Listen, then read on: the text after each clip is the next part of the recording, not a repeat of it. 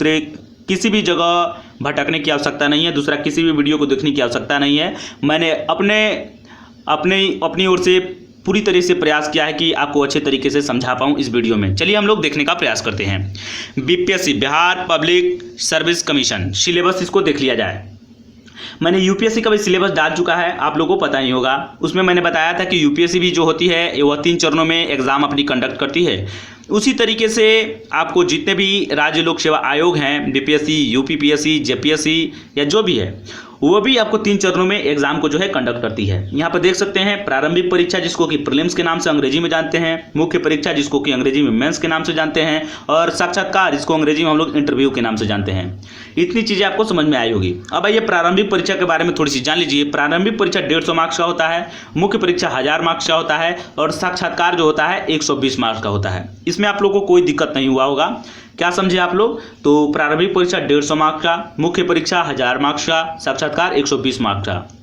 एक और बात समझ लीजिए, प्रारंभिक परीक्षा जो होती है यह बहुवैकल्पिक होती है। आपको किसी भी प्रश्न के लिए आपको ऑप्शन मिलेंगे, 5 ऑप्शन मिलेंगे। हालांकि पहले 4 ही मिला करते थे, लेकिन इसमें बदलाव हुआ है और 5 ऑप्शन आजकल देखने को मिलते हैं। ठीक है, तो किसी भी प्रश्न के लिए आपको 5 ऑप्शन मिलेंगे और उसमें से आपको सही पर आपको रंगना होगा, गोला लगाना होगा।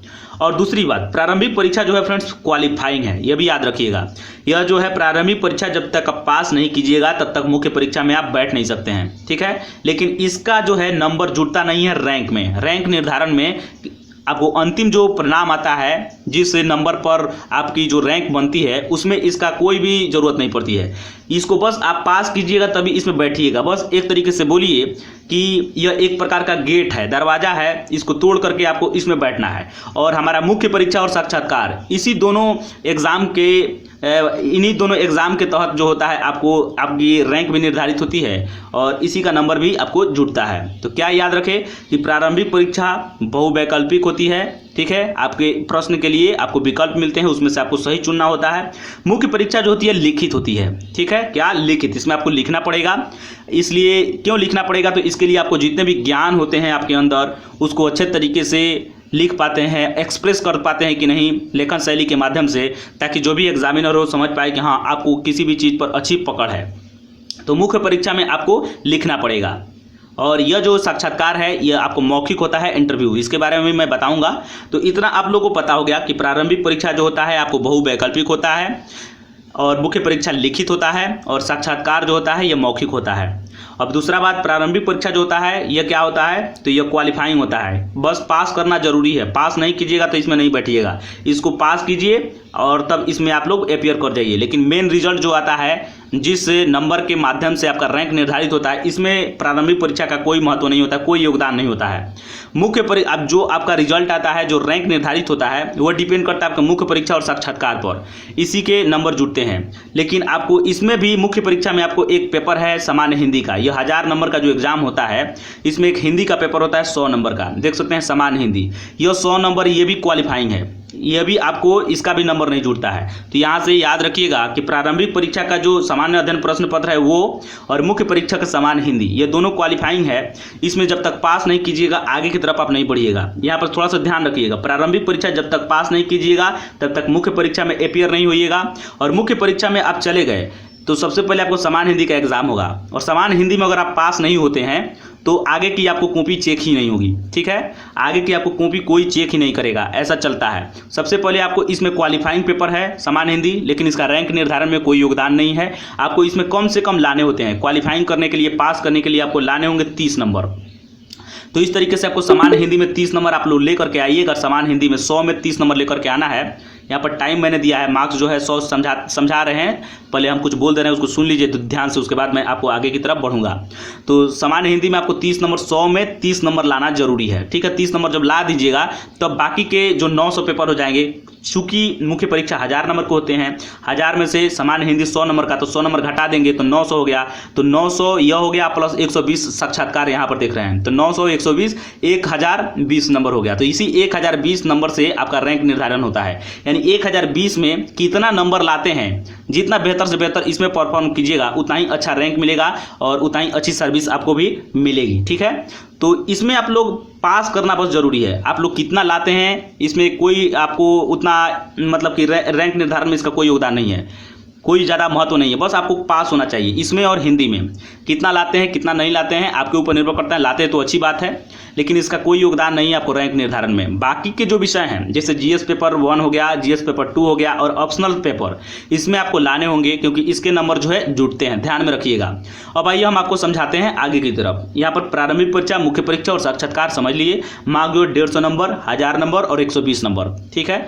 सामान्य अध्ययन प्रश्न पत्र, सबसे पहले हम लोग प्रारंभिक परीक्षा को देख लेते हैं। तो प्रारंभिक परीक्षा में सामान्य अध्ययन प्रश्न पत्र, जिसको जनरल स्टडी के नाम से जानते हैं, मार्क जो होता है 150 नंबर का होता है और टाइम जो होता है 2 घंटे आपको मिलते हैं। ये बहुवैकल्पिक होता है, ठीक है। पास करना अनिवार्य है। यहाँ पर मैंने तीर का निशान इसलिए दिखाया है क्योंकि ये दोनों क्वालिफाइंग पेपर है। एक तो सामान्य अध्ययन प्रश्न पत्र प्रारंभिक परीक्षा का और मुख्य परीक्षा का सामान्य हिंदी। जब तक इसको पास कीजिएगा तो आप मुख्य परीक्षा में जाइएगा, और मुख्य परीक्षा में जब तक हिंदी पास नहीं कीजिएगा तब बाकी की कॉपी आपके चेक नहीं होंगे, क्योंकि उसी से आपका रैंक निर्धारित होते हैं। तो ये दोनों जो है क्वालिफाइंग है, याद रखिएगा। ये दोनों पेपर जो है हमारा क्वालिफाइंग है, सामान्य अध्ययन और सामान्य हिंदी। सामान्य हिंदी जो है मुख्य परीक्षा का है और प्रारंभिक परीक्षा का सामान्य अध्ययन।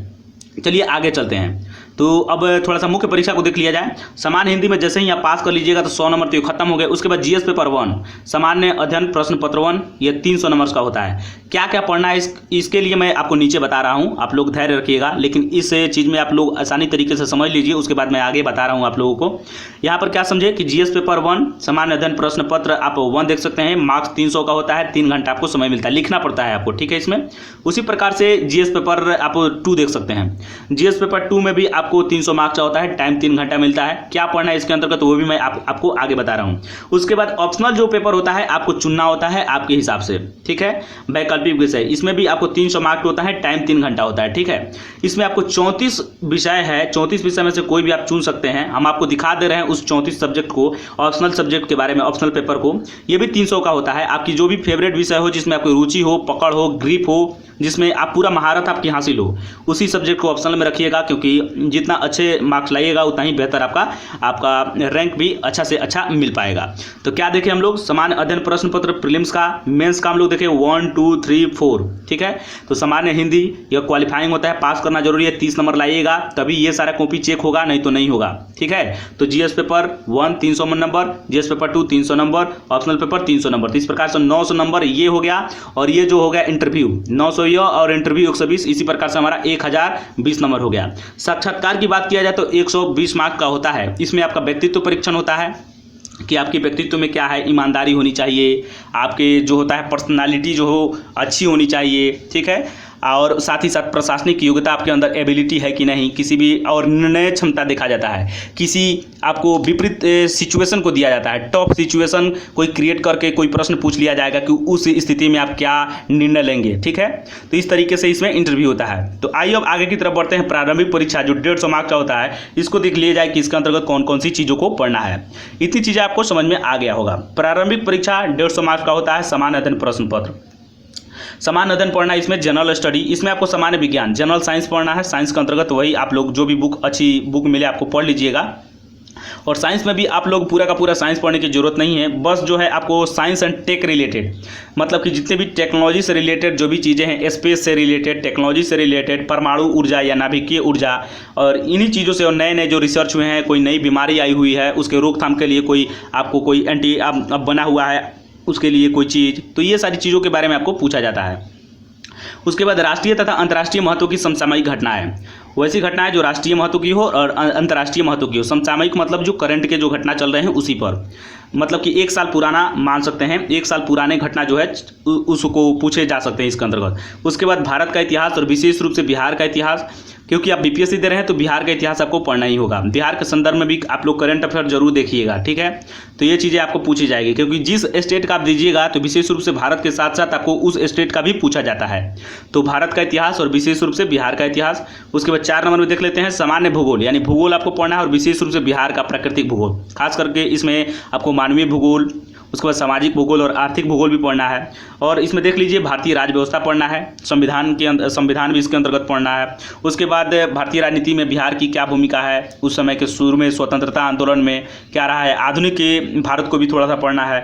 उसके बाद अर्थव्यवस्था तथा स्वतंत्रता के पश्चात बिहार की अर्थव्यवस्था कैसी रही है। उसके बाद राष्ट्रीय आंदोलन और बिहार का योगदान, राष्ट्रीय आंदोलन जो शुरू हुए हमारे राष्ट्रीय आंदोलन जो शुरू होते हैं गांधी जी के पदार्पण के पश्चात, आप लोग 1885 के बाद से देख सकते हैं राष्ट्रीय आंदोलन, जब से भारतीय राष्ट्रीय कांग्रेस की स्थापना होती है उसके बाद 8 नंबर में सामान्य योग्यता को जानने वाले प्रश्न। आइए मुख्य परीक्षा को देख लिया जाए। मुख्य परीक्षा जो होते हैं 1000 नंबर का होता है, आपको मैंने बता चुका है। आइए सामान्य हिंदी में क्या पढ़ना है। सामान्य हिंदी 100 नंबर का होता है। निबंध जो है 30 नंबर का पूछा जाता है। व्याकरण जो है 30 नंबर का पूछा जाता है। और सिंटैक्स, जिसको कि वाक्य विन्यास या वाक्य रचना के नाम से जानते हैं, यह 25 नंबर का होता है। और सारांश जो होता है 15 नंबर। समरी जो है 15 नंबर का पूछा जाता है। तो इस तरीके से हम क्या देखें, 100 नंबर में इस तरीके से मैंने बता दिया, और इसमें मात्र आपको क्वालिफाई करना है, ज़्यादा नंबर लाने नहीं है। तो ये तो आप लोगों से निश्चित रूप से निकल ही जाएगा। 30 नंबर आराम से निबंध लिखिएगा, व्याकरण पर भी आपकी पकड़ होगी ही, और कुछ ना कुछ सारांश भी लिख दीजिएगा, और सिंटैक्स यानी वाक्य विन्यास के बारे में थोड़ी सी आपको जानकारी होनी चाहिए। तो ये होगा हमारा क्या, मुख्य परीक्षा के अंतर्गत सामान्य हिंदी। उसके बाद जीएस पेपर 1 जो होता है 300 नंबर का, इसके अंतर्गत क्या पढ़ना है थोड़ा सा देख लीजिए। आधुनिक इतिहास पढ़ना है, मॉडर्न हिस्ट्री। खास करके आप इसके अंतर्गत 19वीं शताब्दी के मध्य से लेकर के बाद की, यानी लगभग 1850 के बाद से जो भी घटना है उसके बाद पढ़ना है। ठीक है, याद रखिएगा 1857 की क्रांति से लेकर के आगे जो भी इतिहास है भारत का पूरा पढ़ देना है। और बिहार की संदर्भ में विशेष रूप से इतिहास जब पढ़िएगा तो बिहार में कौन कौन से आंदोलन हुए, बिरसा मुंडा को पढ़ना है, संथाल विद्रोह हुआ, बंगाल को लेकर के, झारखंड को लेकर के क्या क्या चल रहे थे विद्रोह उस समय के, सारी चीज़ों के बारे में अच्छे तरीके से पढ़ना है। तो आधुनिक इतिहास और भारतीय संस्कृति, बिहार के संदर्भ में देश का इतिहास, बिहार की भूमिका वाले आंदोलन, गांधी, टैगोर और नेहरू की विचारधारा के बारे में थोड़ी सी पढ़ना है। वो क्या सोचते थे अपनी आज़ादी स्वतंत्रता आंदोलन के दौरान, उनका विचार क्या था, किस चीज़ों के लिए लड़ रहे थे, उनका विचार क्या था, इन्हीं सारी चीज़ों के बारे में।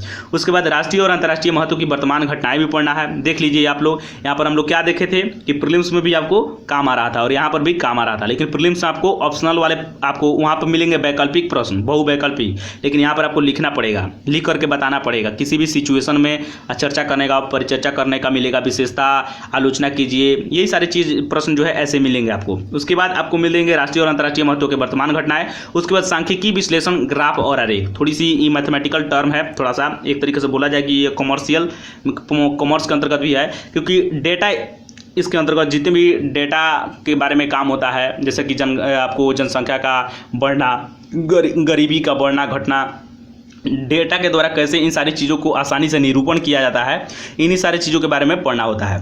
आइए जीएस पेपर 2 के बारे में देख लिया जाए। ये भी 300 मार्क का होता है। तो भारतीय राजनीति में बिहार के संदर्भ में विशेष रूप से पढ़ना है आपको, भारतीय राजनीति को। ठीक है, बिहार की क्या भूमिका रही है, और भारतीय अर्थव्यवस्था को देखना है, और भारत का भूगोल बिहार के संदर्भ में भी, यानी जब हम भारतीय अर्थव्यवस्था पढ़ेंगे तो अर्थव्यवस्था बिहार आज़ादी के बाद बिहार की अर्थव्यवस्था कैसी थी उसके बारे में, और भारत का भूगोल पढ़ेंगे।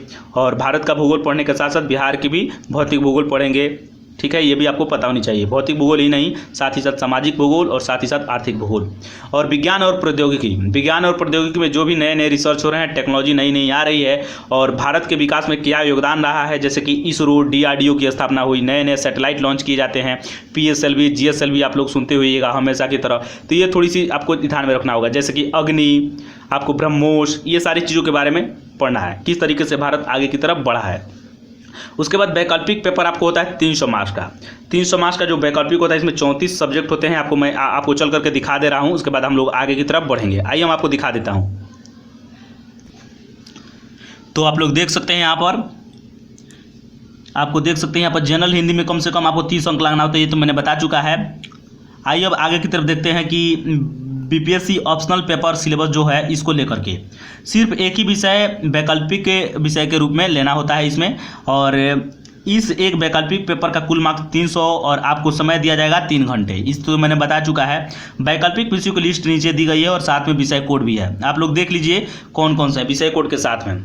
इसमें आपको है कृषि विज्ञान, पशुपालन तथा पशु चिकित्सा विज्ञान, मानव विज्ञान, वनस्पति विज्ञान, रसायन विज्ञान, सिविल इंजीनियरिंग, उसके बाद वाणिज्यिक शास्त्र तथा लेखा विधि, उसके बाद देख सकते हैं अर्थशास्त्र, विद्युत इंजीनियरिंग, भूगोल, भूविज्ञान, उसके बाद इतिहास, श्रम एवं समाज कल्याण, विधि यानी कानून, प्रबंध, मैनेजमेंट, गणित, मैथ्स, यांत्रिक इंजीनियरिंग देख सकते हैं यहाँ पर। उसके बाद दर्शन शास्त्र, फिलॉसफी है यहाँ पर देख सकते हैं। उसके बाद भौतिकी, राजनीति विज्ञान तथा अंतर्राष्ट्रीय संबंध, मनोविज्ञान, लोक प्रशासन, पब्लिक एडमिनिस्ट्रेशन, लोक प्रशासन, समाजशास्त्र। उसके बाद सांख्यिकी, स्टैटिक्स जो है, प्राणी विज्ञान, हिंदी भाषा और साहित्य, अंग्रेजी भाषा साहित्य, उसके बाद बांग्ला भाषा साहित्य, संस्कृत भाषा साहित्य, फारसी भाषा साहित्य, उसके बाद अरबी आप देख सकते हैं यहाँ पर, अरबी भाषा साहित्य, पाली भाषा साहित्य और मैथिली भाषा साहित्य। तो इतने हैं, आपको देख सकते हैं मैंने जो भी चीज़ों को बताया, तो आप लोग को पूरा अच्छे तरीके से पता चल गया होगा। अब आइए अब आपको मेन पहलू पर आते हैं और देखने का प्रयास करते हैं। तो आपको उतने सब्जेक्ट आप लोग देखने को मिला कि वैकल्पिक पेपर में कौन कौन से सब्जेक्ट थे। 300 पेपर का होता है, उसके बाद साक्षात्कार 120 नंबर का होता है, इसके बारे में मैंने विशेष रूप से बता चुका है।